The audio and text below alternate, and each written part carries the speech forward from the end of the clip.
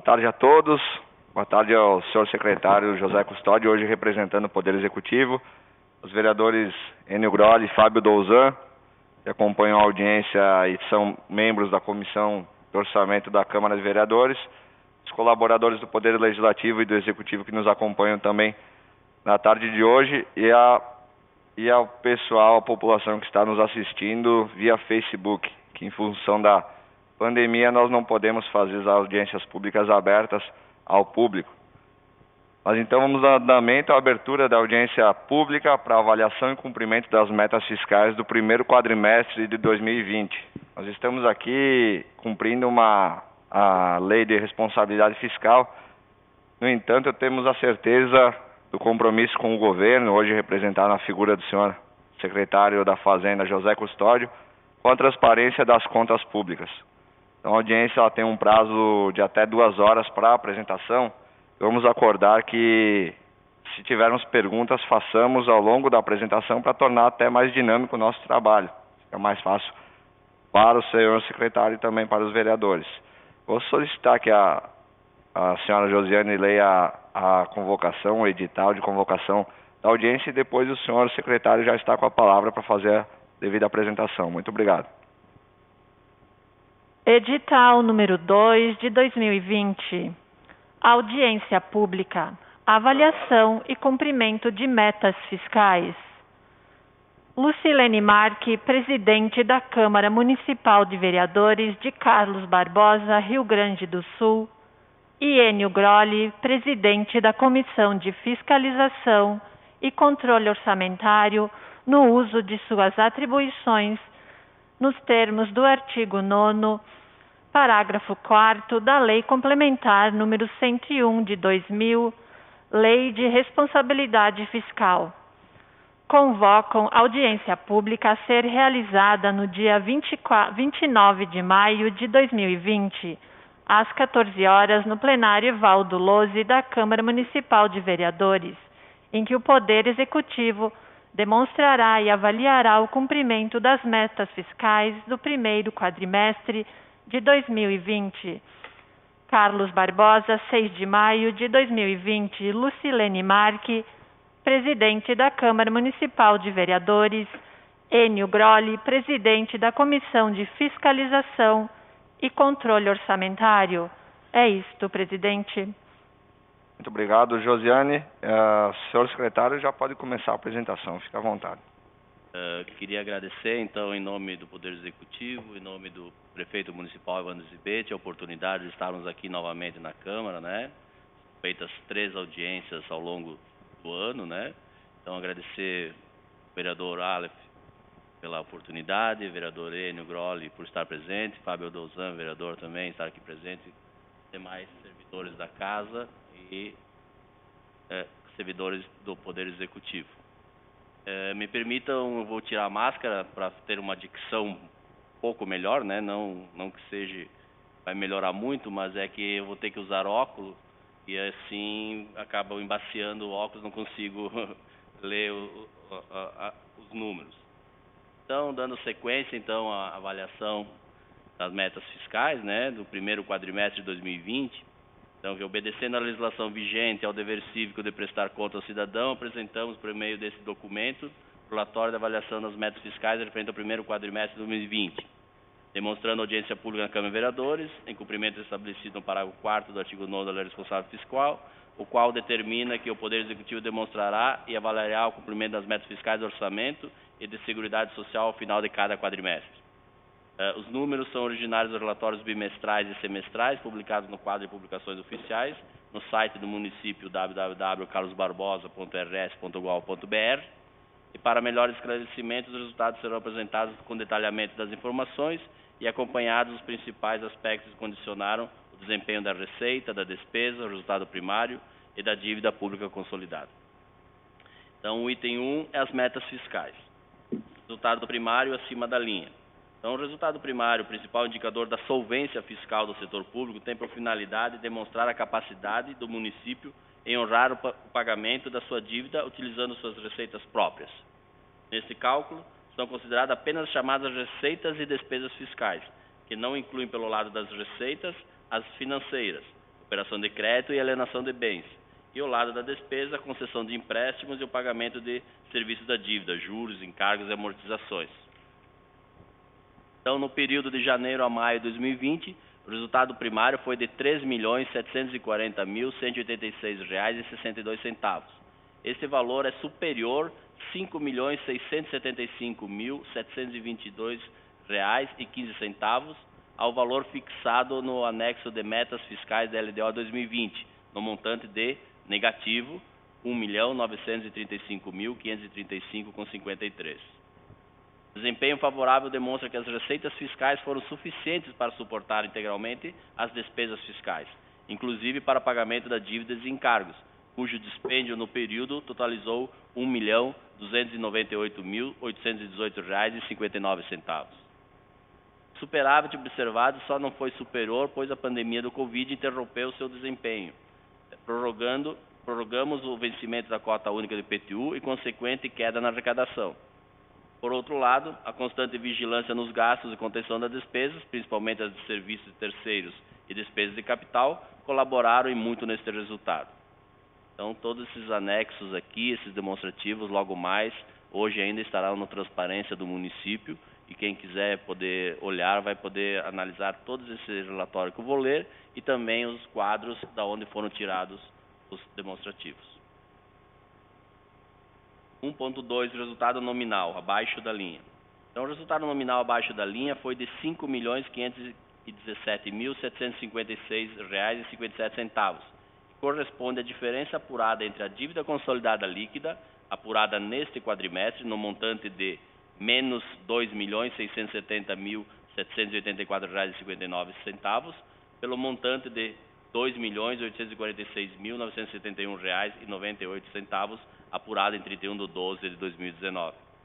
Esse demonstrativo apresenta um resultado favorável do ativo disponível, acrescido dos haveres financeiros e deduzidos os restos a pagar, em relação à dívida consolidada no período.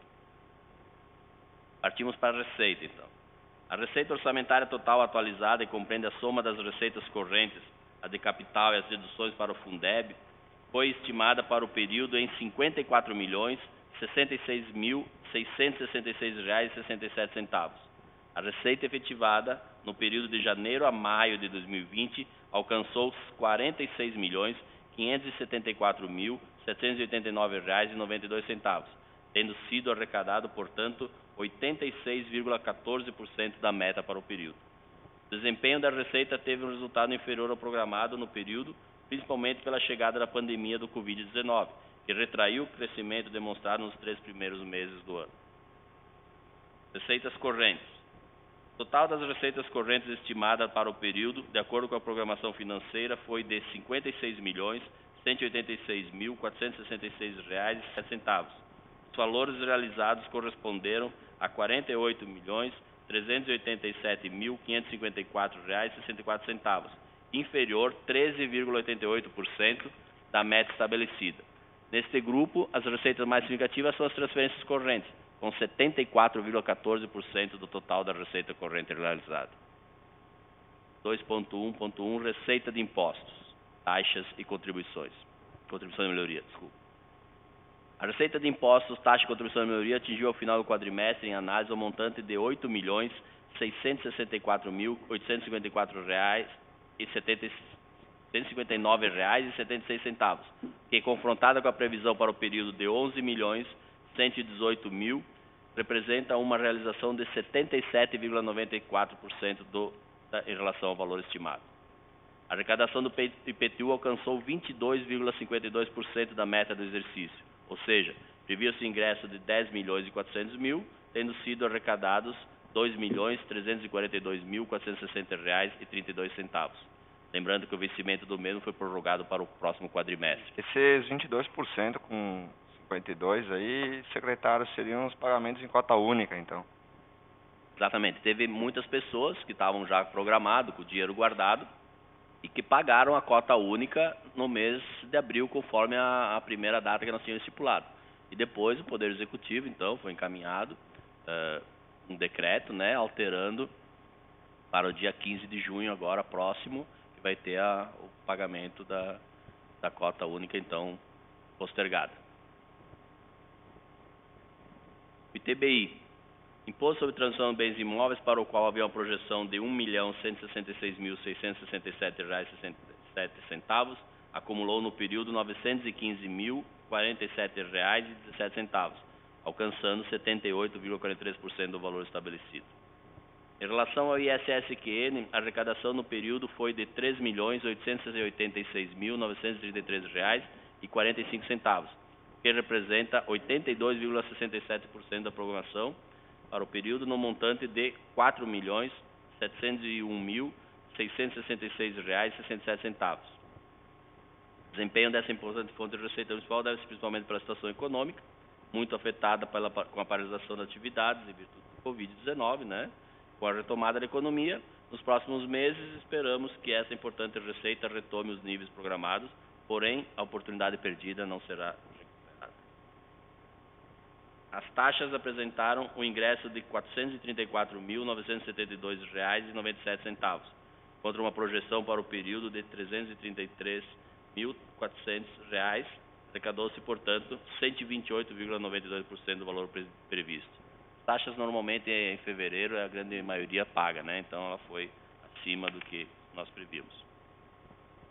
Contribuição de melhoria possui uma previsão de R$ 17.500, porém realizou no período R$ 2.724,55, portanto 15,57% do previsto.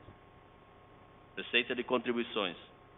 Receita de contribuições acumularam no período o valor de R$ 1.107.250,31, correspondendo a 71,13% da previsão de R$ 1.556.566,67. A arrecadação de contribuições sociais representou 55,41% da meta no período, arrecadando R$ 613.563,68. Contribuição para o custeio de iluminação pública arrecadou R$ 493.686,63, sendo 74,05% do previsto. Receita patrimonial. As receitas patrimoniais, constituídas principalmente pelas rendas auferidas na aplicação de recursos no mercado financeiro, acumularam no período o valor de R$ 1.526.442,09, correspondendo a 39,43% da previsão. Os rendimentos vinculados ao Instituto de Previdência representaram 80,37% dessas receitas, acumulando no período o valor de R$ 1.226.789. Receitas agropecuárias. Receita agropecuária, constituída pelo financiamento de insumos destinados a programas de produção primária, acumulou no período de análise R$ 113.691,79, representando 101,27% do estimado, no montante de R$ 112.226,67. Receita industrial.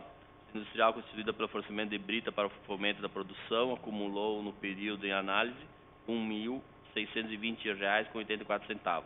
Tivemos uma arrecadação no ano de R$ 8.000. O arrecadado, portanto, representa 20,26% do programado. Receita de serviços. As receitas de serviços acumularam no período R$ 962,43, correspondendo a 0,07% da previsão para o ano, no montante de montante para o quadrimestre, R$ 1.338.200. Nesse segmento, a principal fonte é a receita de ingressos de festa de queijo, que nesse ano, né, corrente não será realizada, afetando muitas receitas. Então, a receita de serviço esse ano não vai se realizar em virtude da não realização do festa de queijo. Transferências correntes. Transferências correntes dizem respeito às receitas que são realizadas pelo repasse de recursos da União, Estados, de convênio, instituições privadas ou pessoas físicas. Transferências da União. Nas transferências correntes da União deve-se destacar a participação do município no FPM, cujos valores transferidos ao município no período de análise foram de R$ 6.742.417,23, mostrando a expectativa inicial, que era de R$ 7.333.333,33. No período, apresentou 91,94% do valor da previsão. Podem ver, não afetou muito nesse quadrimestre, em função de que a crise ela começou a partir de abril, né? Março foi pouca coisa, abril que deu a queda, então em maio, junho e julho é que nós veremos o pior da situação financeira. Outras expressivas fontes de recursos da União são os destinados à manutenção da saúde e educação. No período foram arrecadados R$ 1.295.121,73 para o Sistema Único de Saúde, representando 113,87% do programado de R$ 1.133.378,67. O FNDR passou para a manutenção do ensino no período um montante de R$ 458.101,62, representando 105,86% do valor estimado de R$ 432.733,33. Não houve arrecadação no período relativo à transferência da União de competência pela desoneração do ICMS, incidentes sobre produtos exportados, criado pela Lei Complementar 87/96, a chamada Lei Candir. Estimamos um valor simbólico apenas para constar para o período no montante de R$ 1.000. Recentemente foi decidido no Supremo Tribunal Federal, né, que tem que ser feita uma compensação. Então, vamos aguardar agora. O Executivo vai mandar uma lei para a Câmara dos Deputados para regulamentar, para que se retorne novamente ter essa compensação da Lei Candir. No período, registramos a arrecadação no montante de R$ 970.779,42 da cessão onerosa dos royalties da União, aprovada em 2019, e também o montante de R$ 99.465,41 de auxílio financeiro da União para minimizar os impactos na queda da arrecadação da FPM em virtude da pandemia do Covid-19. Transferências do Estado. No grupo de transferências correntes do Estado, o item mais significativo refere-se às transferências constitucionais da cota parte do ICMS, que realizou no período R$ 16.638.116,89, contra uma projeção de R$ 19.833.333,33, 16,11% inferior à projeção. A estimativa dessa receita considerou informações fornecidas pela Coordenadoria de Programação Financeira da Secretaria do Estado, mas que em função da queda na arrecadação, o ICM já foi mais antecipada essa queda, né? PVA, que retorna 50% para o município, teve a previsão de arrecadação para o período de R$ 2 milhões. A sua efetiva arrecadação foi de R$ 3.451.454,23, alcançando 172,57% do estimado. Outro item significativo das transferências estaduais é o IPI exportação. A sua previsão de arrecadação para o período foi de R$ 273.333,33 e a sua efetiva arrecadação foi de R$ 229.689,79, alcançando 84,03% da projeção. Transferências de convênios. No grupo de transferências correntes de convênios do Estado, estimamos no período o montante de R$ 133.400, efetivando-se R$ 212.888,56, correspondendo a 159,59% da previsão. O item mais significativo refere-se à transferência de convênio com o Estado para a manutenção do transporte escolar de alunos da rede estadual. Estimava-se para o período o ingresso de R$ 133.333,36, efetivando-se R$ 196.809,21, que corresponde a 147,61% da previsão. Transferências de instituições privadas. No grupo de transferências correntes de instituições privadas, destacamos a contribuição para o Fundo Municipal de Direitos da Criança e Adolescente, com a previsão de arrecadação no período de R$ 292.766,67 e realizou R$ 4.000, representando 1,37% do programado. Essa transferência tem maior representatividade ao final do ano, quando são apurados os balanços das empresas doadoras. E muitas vezes tem algumas doações que são feitas ao longo do ano, mas deste ano, pelo jeito, vai ficar normalmente para o final do ano. Outra expressiva receita de transferência de instituições privadas é a contribuição para a manutenção da educação infantil. Criado em 2010, o FUNCreche arrecadou no período R$ 130.248,35, do estimado, no montante de R$ 146.666,67, representando 88,81%. O Fundo Municipal é o projeto, criado em 2018, visa promover ações de educação e segurança no município. Nesse período, arrecadamos o montante de R$ 62.900, contra uma previsão de R$ 666,67, representando 49,66% do estimado. Esse também teve uma queda em função que parou-se com os transportes, né? Transferências de outras instituições públicas. Nessa classificação são registrados os repasses de fundos públicos, destacamos o Fundeb, criado em 2006 para substituir o Fundef, o qual acarretou o aumento das perdas dos recursos municipais em virtude do baixo número de alunos matriculados na rede de ensino municipal. As transferências de recursos do Fundeb foram estimadas para o período em R$ 3.733.333,33, efetivando seu montante de R$ 4.419.435,22. O acréscimo no período foi de 118,38% em relação ao estimado. A base de cálculo para o retorno dos recursos é o Censo Escolar 2009, onde estimamos uma perda final do exercício 2020 em R$ 6.472.400. Efetivou-se nesse período um montante de R$ 993.180,80. Esse resultado deve-se principalmente pelo baixo número de alunos matriculados na rede de ensino municipal, só não foi mais expressivo pela queda do retorno do FPM e o ICM no período. As perdas com o Fundeb desde a sua criação alcançaram um montante de R$ 37.993.293,58. Não vemos perspectiva de melhor nesse cenário, pois o número de matrícula de educação básica na rede municipal de ensino nos últimos 16 anos é inferior ao necessário. Seria necessário o ingresso de mais de 800 crianças para podermos chegar num equilíbrio. Conjunto das três redes de ensino, vemos uma diminuição no número de matrícula.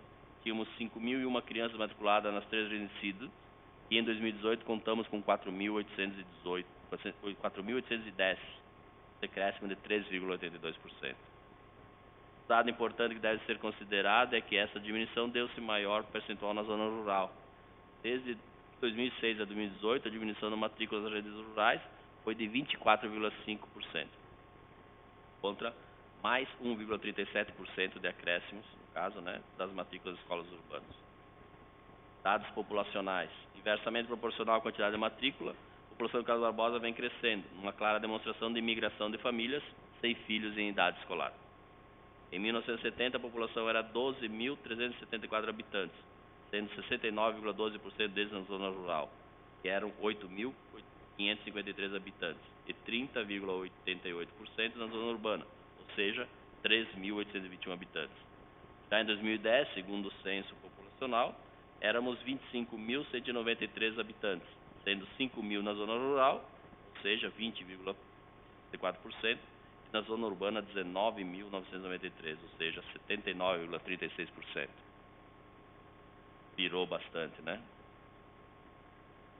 Em 2018, o IBGE publicou a estimativa populacional de Carlos Barbosa e alcançou 29.409 habitantes. Se aplicarmos o índice de 2010 sobre a total população, temos 6.070 habitantes na zona rural e 23.339 habitantes na zona urbana. Transferências de pessoas físicas. As transferências de pessoas físicas correspondem à contribuição ao Fundica, efetuadas por pessoas físicas, e no período de análise foi arrecadado R$ 9.000, contra uma estimativa inicial de R$ 15.666,67. O arrecadado representou 57,45% do estimado.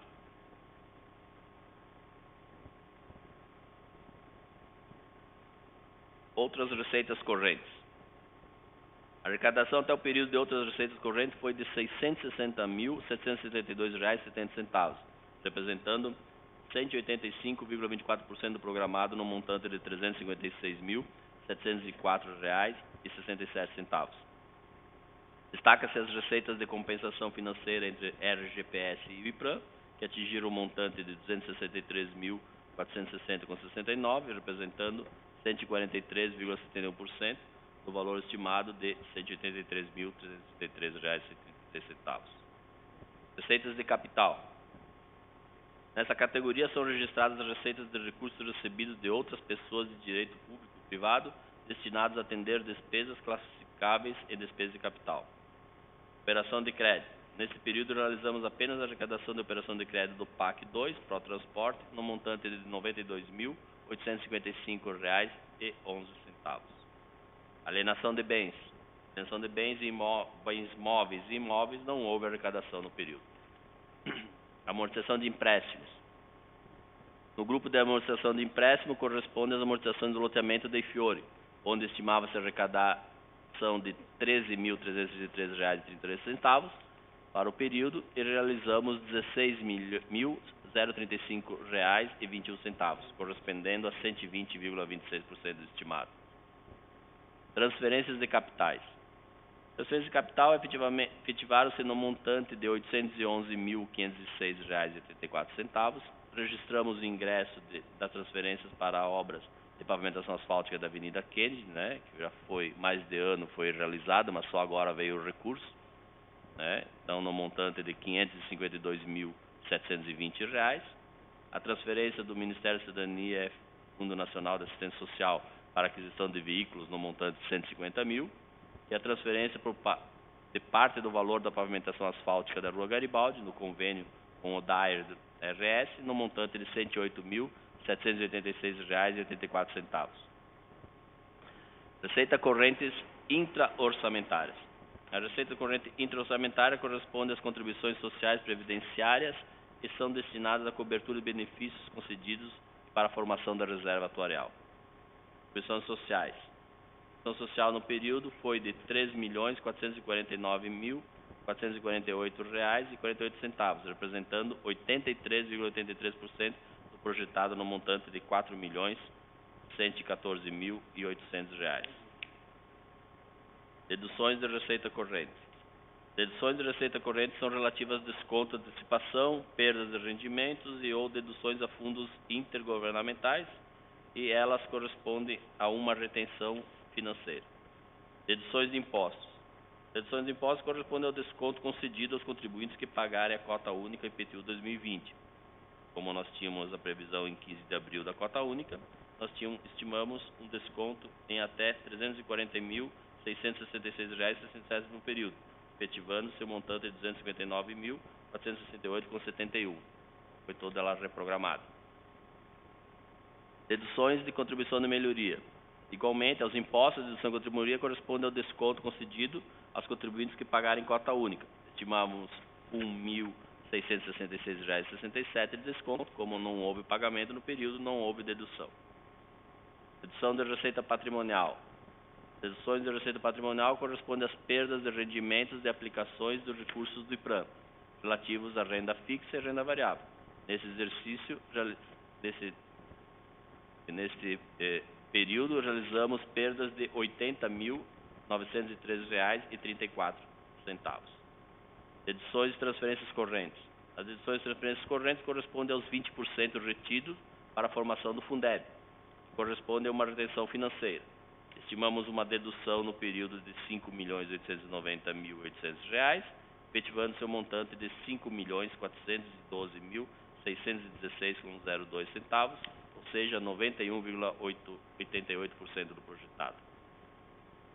Passamos agora, então, para a análise da despesa.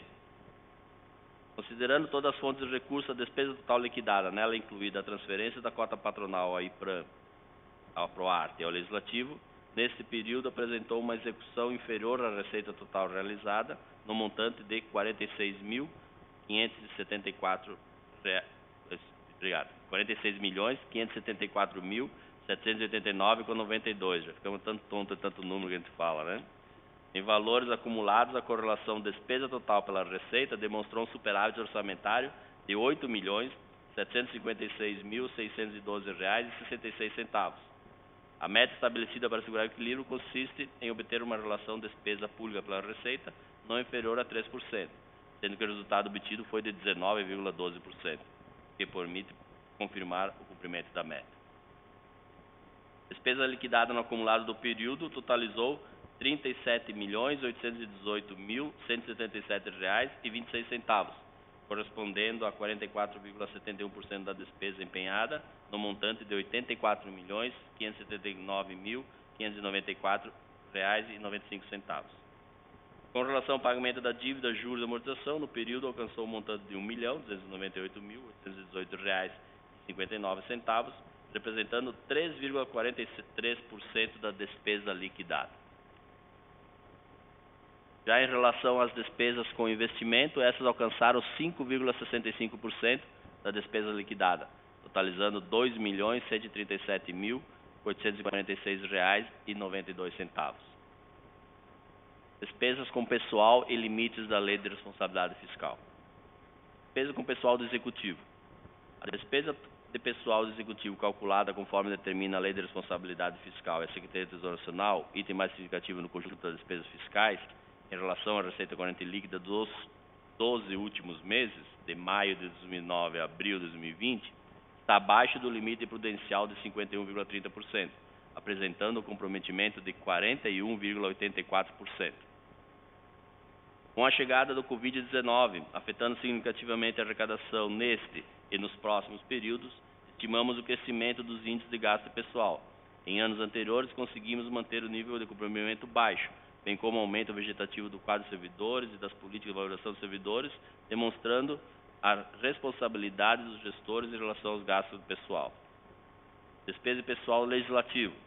Despesa de pessoal legislativo também segue os ditames da Lei de Responsabilidade Fiscal da Secretaria do Tesouro Nacional, tendo alcançado o comprometimento de 0,85% da receita corrente líquida dos 12 últimos meses, maio de 2019 e abril de 2020, estando abaixo do limite prudencial de 5,70% para o Poder Legislativo.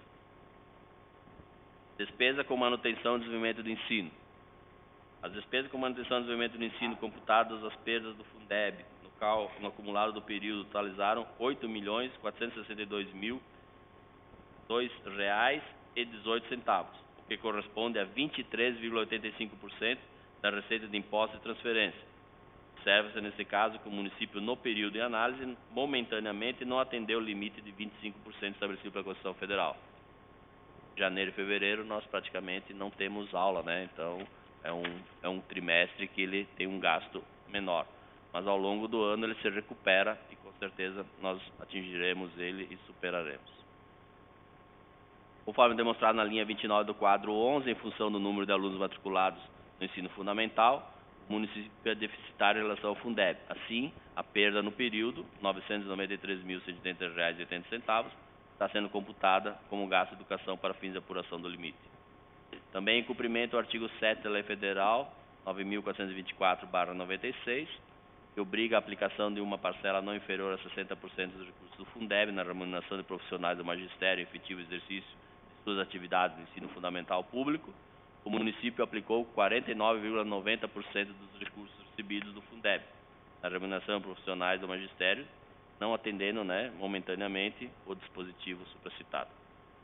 Um dado importante de investimentos em educação é que não é computado nos gastos mínimos de 25% da receita resultante do imposto e transferência municipal de ensino básico é o transporte dos estudantes universitários. Em 2017 foi empenhado o montante de R$ 13.470.760,53, representando 18,40% do montante aplicado em manutenção, desenvolvimento e educação básica.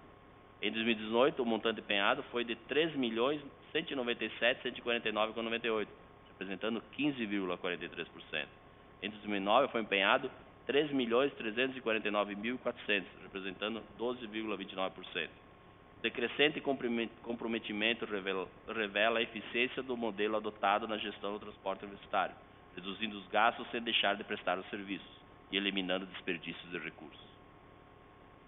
Para 2020, especificamente nesse período, o município empenhou o montante de R$ 3.600.000 e liquidou o montante de R$ 629.000, representando 7,43% do aplicado efetivamente à manutenção do desenvolvimento do ensino. Este ano, em função da paralisação, vai ser menor ainda. Despesa com ações de serviço público de saúde. Gastos com saúde atingiram no período o montante de R$ 6.242.643,89, que corresponde a 17,60% sobre a receita líquida de impostos e transferências. Observa-se, portanto, o cumprimento do limite de 15% estabelecido na emenda constitucional 29 de 2000. Senhor secretário, se o senhor me permite fazer um gancho, já que nós estamos falando da despesa com a saúde em si, é um pouco até uma oportunidade para nós sermos mais transparentes quanto à questão de recursos que o município recebe e tem recebido na questão da pandemia. Eu vi que nós recebemos um auxílio financeiro da União no valor de R$ 99 mil, para minimizar a queda de arrecadação durante a pandemia. O município não recebeu mais nada de ajuda de custo em si para utilização, conforme a quantidade de casos de Covid, etc. Sim, nós recebemos, mas ele ficou fora do período de abril, tá? Teve repasses diretos da fundo a fundo, como se diz, né, do Covid, específico para ser aplicado em ações de saúde e combate ao Covid, né, que está dentro. Você entrou aqui, depois eu tenho que olhar no demonstrativo, você entrou aqui, ele está dentro daquele demonstrativo que eu falei das receitas e transferências, onde que tem aqui as transferências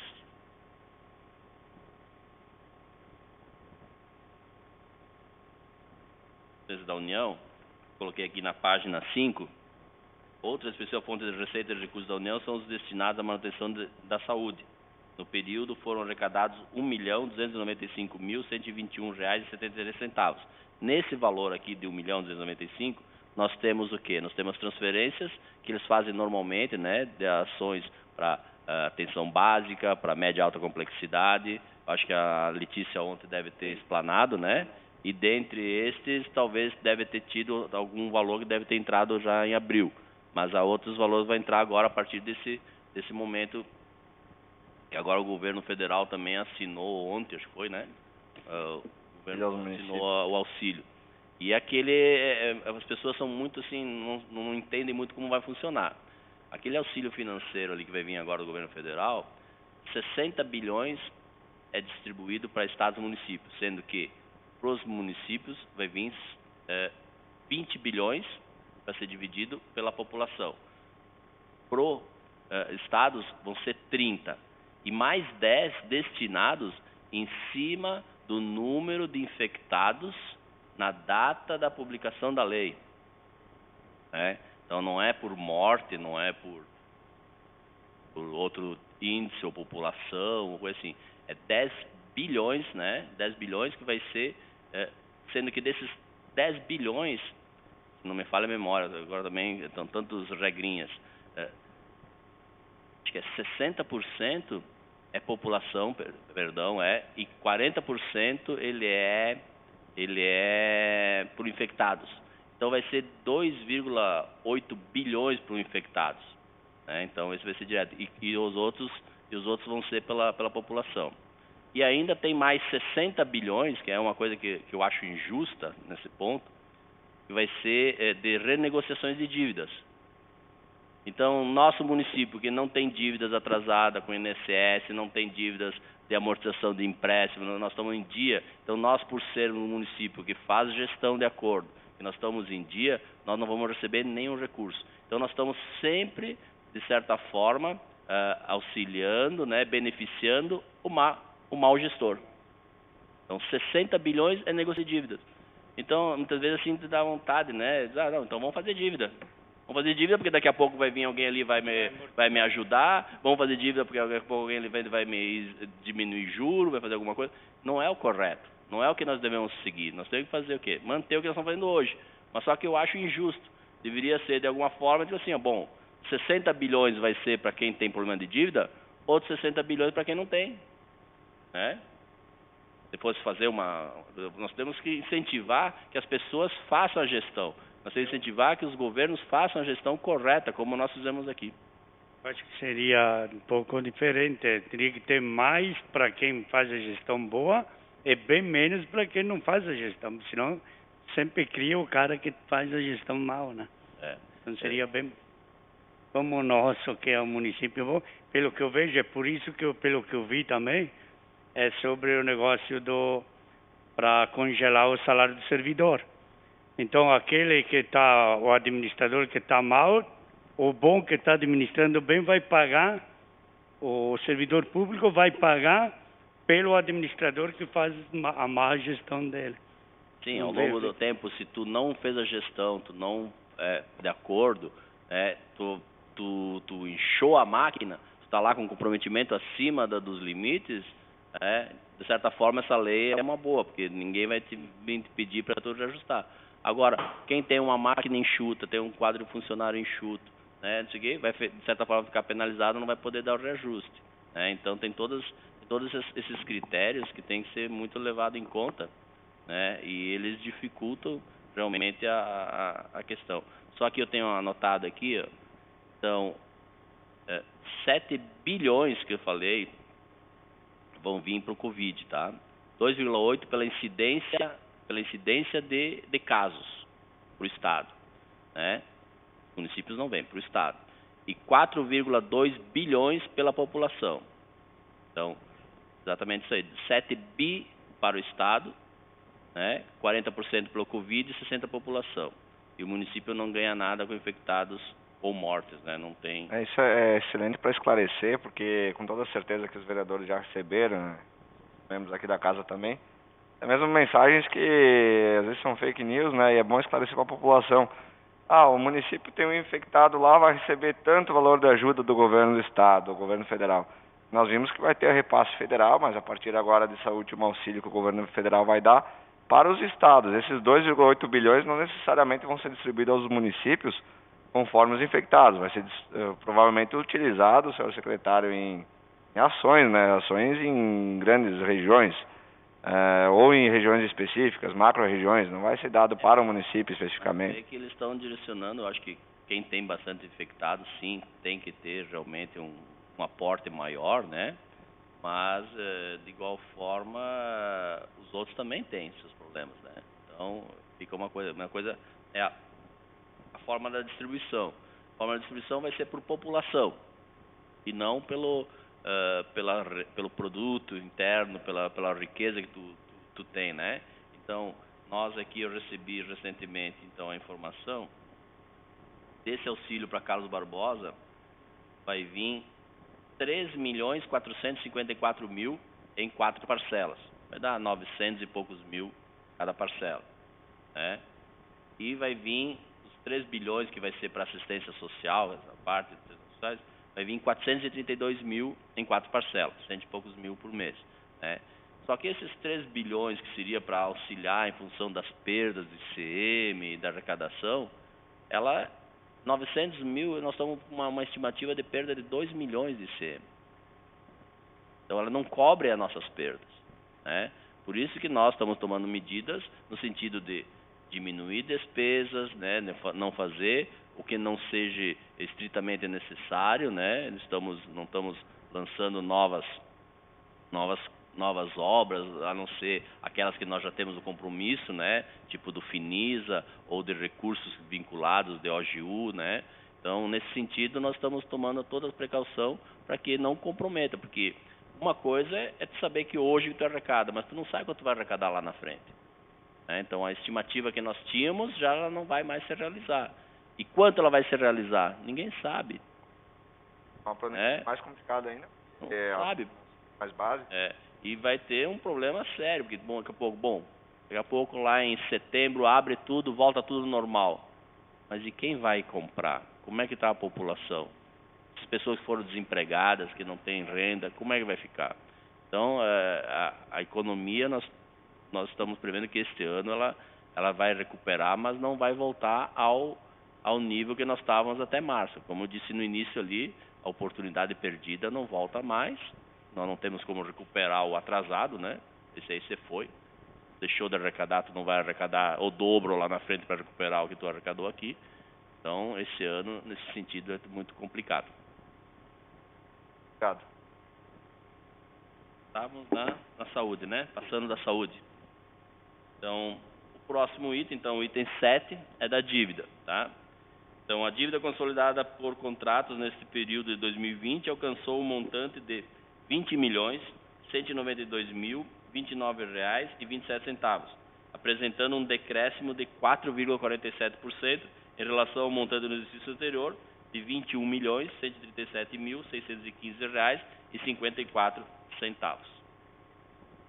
Igualmente, a dívida consolidada líquida por contratos no atual período apresentou um decréscimo de 206,60%, passando o montante no exercício anterior de R$2.846.971,98 para o montante de menos R$2.670.000 R$ 784,59.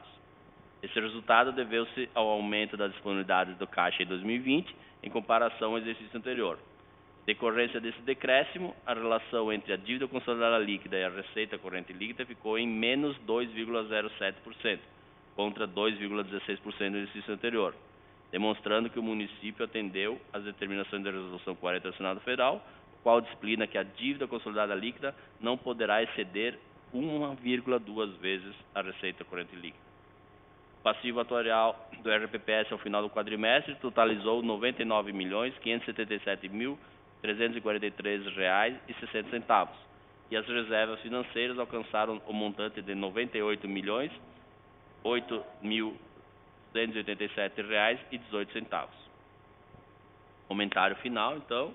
Os resultados apresentados permitem concluir que a meta fixada para o resultado primário para o período foi superada. A despesa com pessoal e a dívida consolidada líquida com proporção da receita corrente líquida encontram-se abaixo dos limites legais. O gasto com educação nesse período não foi alcançado, visto que as ações de educação iniciaram fortemente no período e, historicamente, este é o comportamento. Os gastos em saúde estão acima dos limites mínimos estabelecidos. Fica demonstrado, assim, o resultado positivo das metas fiscais estabelecidas, bem como o atendimento, exceto da educação, claro, né, dos requisitos da Lei de Responsabilidade Fiscal. Então, estamos à disposição para qualquer questionamento que se fizerem necessário, né, alguma dúvida, né, não sei se... E qualquer coisa... Senhor, posso começar pelo vereador Fábio Douzan, tem um questionamento? Vários. Microfone está...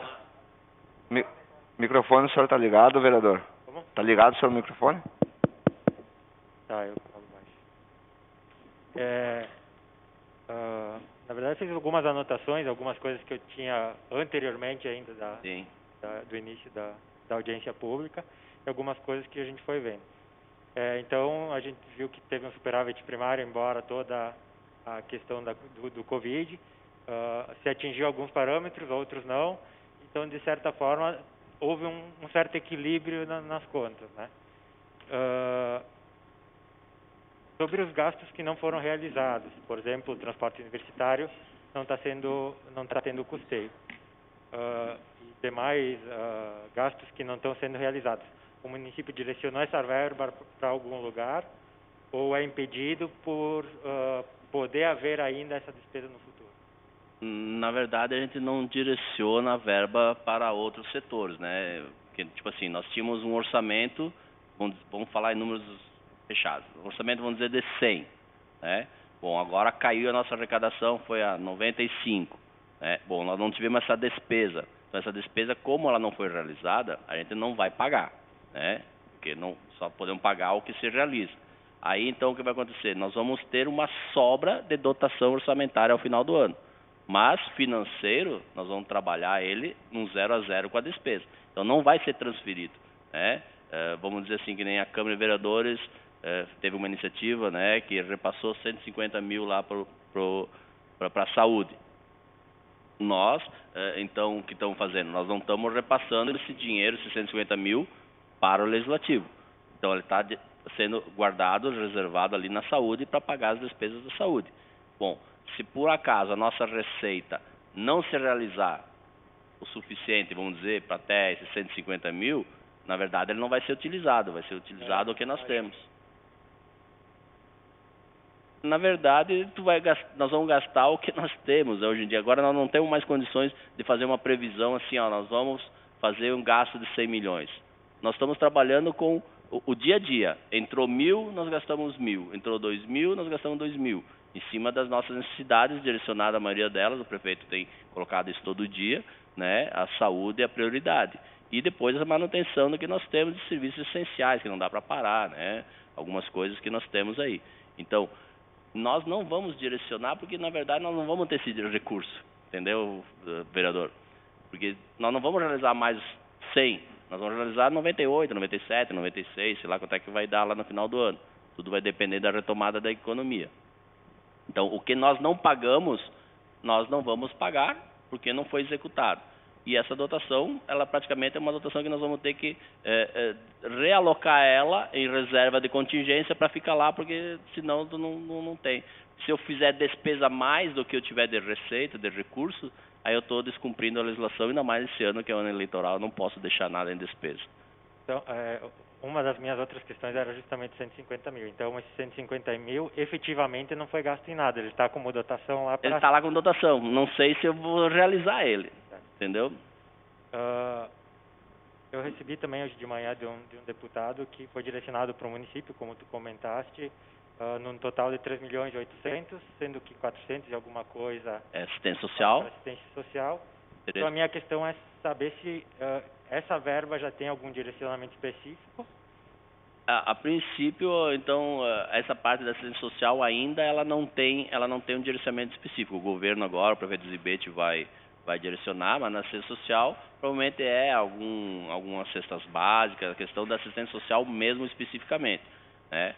E quanto a outra de 13.400.000, que é em 4 parcelas de 950, coisa assim, essa aí ela vai ser para cobrir as nossas do dia a dia, porque o rombo seria maior, né? A gente não reclama do que vem, né? Mas com certeza não cobre nossas perdas no ano.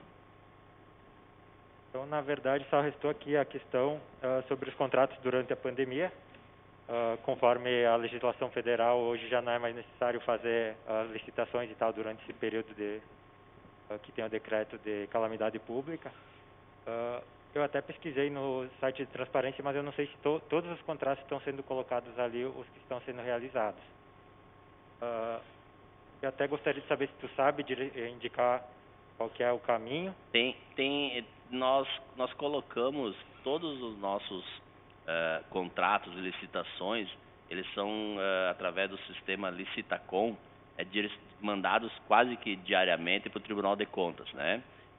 Nós tivemos ali logo no início, o próprio Tribunal de Contas não sabia como operacionalizar isso. Depois ele nos disse, olha, vocês têm que colocar com o programa tal. Então nós tínhamos que ajustar o sistema para colocar contratos tais, programa Covid. Então foi ajustado isso e agora já está ficando vamos dizer assim, quase que diária a informação. Então nós temos lá os gastos todos por Covid, mas qualquer coisa eu posso lhe encaminhar depois, anotar aí, eu posso lhe encaminhar depois quais foram os contratos Covid. Mas todos estão então... Todos lá. Depende, se tu acessar Tribunal de Contas, talvez consiga visualizar. Nós estávamos com um problema só, como é uma coisa nova na corrida, todo mundo ali, né? E o Tribunal de Contas, quero saber quais são os contratos que foram... E estão com fiscalização direta. Tenho recebido de colegas meus, secretário da Fazenda, no grupo que nós temos da FAMURS, Ministério Público Federal pedindo informações. O seu município recebeu X reais, quero saber o que vocês gastaram. Então, a fiscalização do governo federal, do Ministério Público Federal, quanto a esses repasses, está muito em cima e está muito correto, o que eu acho correto, né? Quem deve não teme. Nós aqui não fizemos nada errado, está tudo ali transparente, então não temos o que temer quanto a isso. Ok, muito obrigado pelas explanações, também por estar aqui apresentando o relatório e boa tarde a todos. Qualquer dúvida tiver ao longo do dia, do mês seguinte, quiser, pode passar um e-mail lá que a gente responde sem problema nenhum. Pelo que eu vejo, pelo que eu vi as suas explanações aí, hoje até esse momento tem em torno de 13 a 20% da perda da arrecadação. Em torno aí, pelo que você vê, de 70, 80, 79, entre 15 e 20%. A tua expectativa, tu acha que vai piorar ainda mais ou vai ficar nesse patamar aí de 13 até 15, 20%?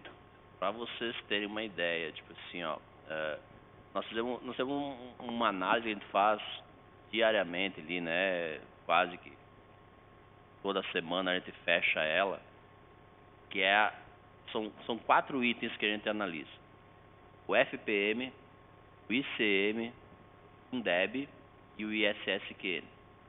Do mês de março para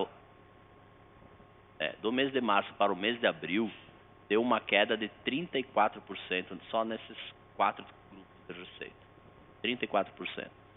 E agora, do mês de abril para o mês de maio, nós estamos com uma queda de 8%. Então, nós estamos com em torno de uns 40% de queda só dessas arrecadações ali, em cima de março, que nós, como falamos no início, nós estávamos com um ano muito bom, com crescimento, com arrecadação vindo de acordo com o nosso orçamento, tudo direitinho, num crescente, o país inteiro estava numa economia aquecida, né?